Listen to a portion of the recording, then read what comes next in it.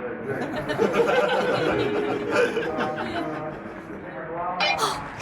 on Not a Straight Line Live, this is your Act 1 beginner's call. Beginners to the stage, please. Act 1 beginners.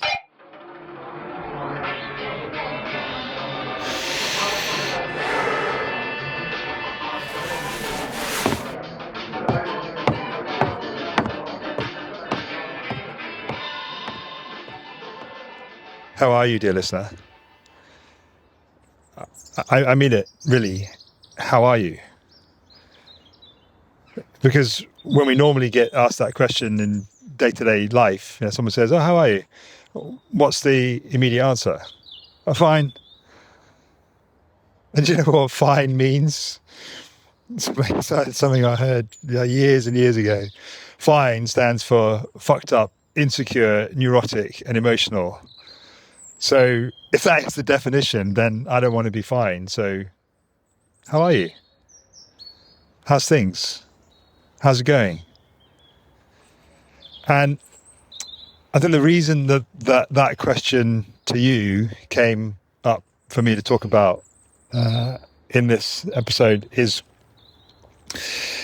that I was standing by the island in our kitchen a little while ago, and my wife had just written down all the jobs for the weekend, or mostly Saturday, and I was overwhelmed. I mean, most of the jobs were for my wife because they were things she was going to do while she was out and about, pick up a paper for her dad and take Isaac to the station and stuff like that. Just things that she wanted to get out of her head that definitely had to be done today.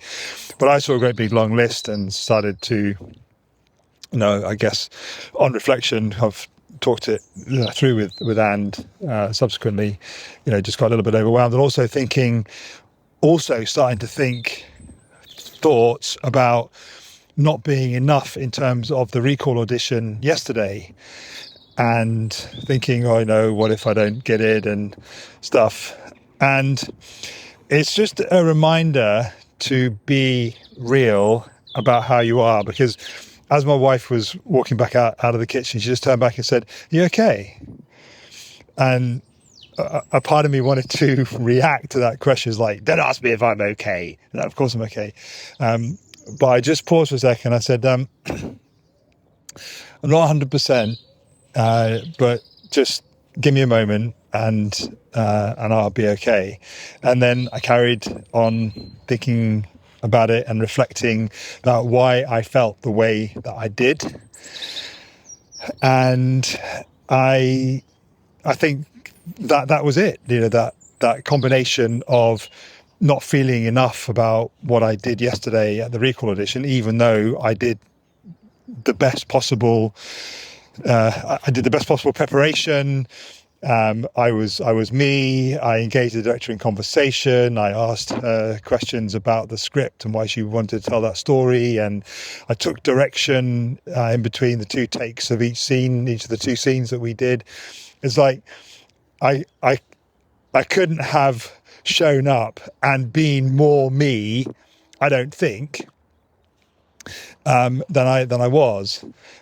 So anyway, those thoughts, the kind of overactive mind, thoughts of not being enough and not deserving what I get, were there this morning, definitely, as was this sense of an overwhelm, if you like, from seeing all these things that have to be done, even though only the three things at the bottom: mow the lawn and tidy the ivy and clean the windows and window frames on the front of the house.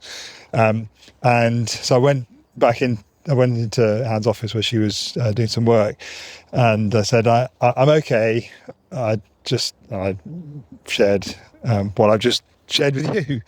And as she said, oh man, maybe I should just have split the list and just shown you what was on your list for this weekend. And I started crying, because that was exactly what what I needed at that moment, seeing that particular list. And it sounds really bizarre and trivial what I'm talking about now, but it's real. It was real for me, and it may be real for you and others that you know.